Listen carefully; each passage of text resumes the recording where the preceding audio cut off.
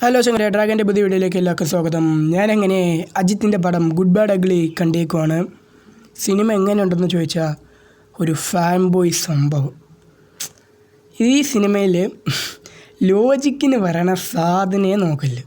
അതായത് ഇപ്പം ഇന്ത്യയിലെ കഥ നടക്കണമെങ്കിൽ പിന്നെ ഒരു കണ്ടിന്യൂറ്റി ഇല്ലാതെയായിരിക്കും വല്ല അമേരിക്കയിലോ അല്ലെങ്കിൽ വേറെ ഏതെങ്കിലും കൺട്രിയിലായിരിക്കും കഥ നടക്കണം.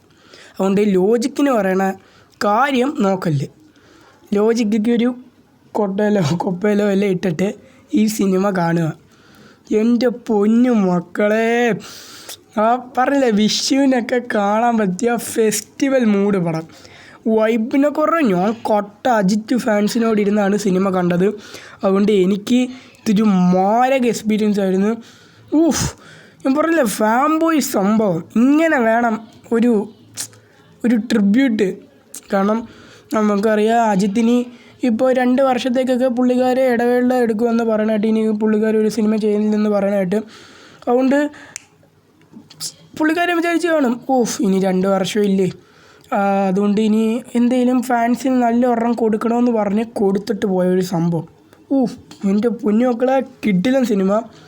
ഇതിന് എന്തൊരു കളർ ഗ്രേഡിങ് ആണോ, എന്തൊരു കളർ ഗ്രേഡിങ് ഓരോ സീനിനും. പിന്നെ അജിത്തിൻ്റെ ഇതിനകത്ത് 10-15 ലുക്കും കണ്ടുണ്ട് അജിത്തിന്. എല്ലാ ലുക്കും കിട്ടില്ല.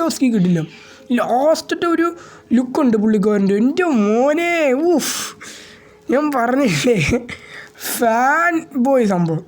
എനിക്ക് ഭയങ്കരമായിട്ട് ഈ സിനിമ ഇഷ്ടപ്പെട്ട്. ഞാനും അതായത് ലോജിക്കൊക്കെ ഒരു സൈഡിൽ മാറ്റി വെച്ച് പക്ക ഒരു ഫുൾ എൻ്റർടൈനർ പടം കാണണം എന്നുള്ള രീതിയിലാണ് ഞാൻ പോയത്. അതുകൊണ്ട് ഈ സിനിമ എനിക്ക് നല്ലോണം ഇഷ്ടപ്പെട്ടും പോരാത്തിന് ഞാൻ ഒരു അജിത് ഫാനും കൂടി ആയതുകൊണ്ട് എനിക്ക് നല്ലോണം ഇഷ്ടപ്പെട്ടു.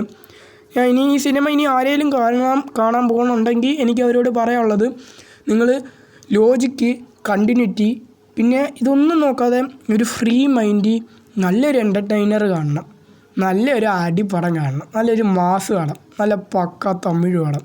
കാരണം എന്ന രീതിയിൽ പോയി കണ്ടാൽ സിനിമ ഇഷ്ടപ്പെടും. എസ്പെഷ്യലി നിങ്ങളൊക്കെ ഇത് ഫാൻസുകളോട് വല്ല കാണണമെങ്കിൽ നിങ്ങൾക്ക് മാരക എക്സ്പീരിയൻസ് ആയിരിക്കും.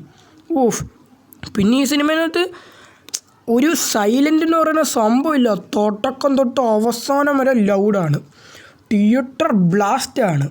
എൻ്റെ മോനെ, അത് GVMൻ്റെ മ്യൂസിക്, ജി വി പ്രകാശിൻ്റെ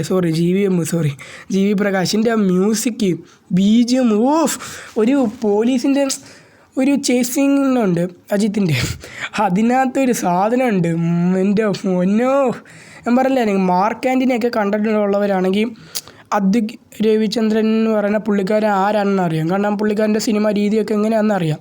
അതുകൊണ്ട് മാർക്ക് ആൻ്റണി ഇഷ്ടപ്പെട്ടുള്ളവരാണെങ്കിൽ നിങ്ങൾക്ക് ഈ സിനിമ പോയി കാണാം. ഞാൻ പറയുന്നത് നോർമൽ ഓഡിയൻസിൻ്റെയാണ്. അതല്ലാതെ നിങ്ങൾ അജിത്ത് ഫാൻ വല്ലതും ആണെങ്കിൽ കണ്ണും പൂട്ടി പോയി കണ്ടോ, നിങ്ങൾക്ക് ഉറപ്പായിട്ടും ഇഷ്ടപ്പെടും. എനിക്ക് പിന്നെ ഈ സിനിമേൻ്റെ ഒന്നും പറയല്ലേ. പിന്നെ ഇതിനകത്ത് സെക്കൻഡ് ഹാഫിൽ ഒരു ഇൻ്റർനാഷണൽ ക്യാമിയോസ് ഉണ്ട്, ഒരു AI വെച്ചുള്ള. മോനെ കിടിലൻ സാധനം. എനിക്ക് എന്തായാലും ഇഷ്ടപ്പെട്ട്. നിങ്ങൾക്ക് ഇഷ്ടപ്പെട്ടെങ്കിൽ താഴെ കമൻറ്റ് ചെയ്യുക.